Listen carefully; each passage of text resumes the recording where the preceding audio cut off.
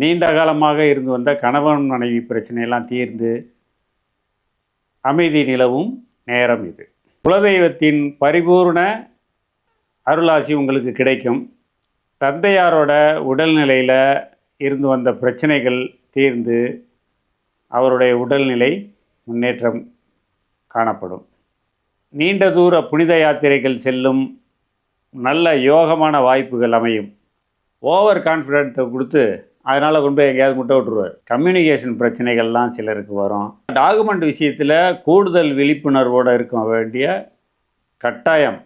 இப்போ இளைய சகோதரனால் பிரச்சனைகளை சிலர் சந்திக்க வேண்டி வரும். 2 வீலர் ஓட்டுறவங்க கூடுதல் கவனத்தோடு இருக்கணும்.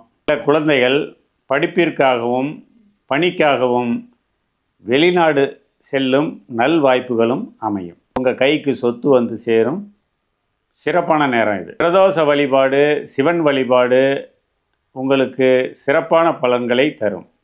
நன்றி, வணக்கம்.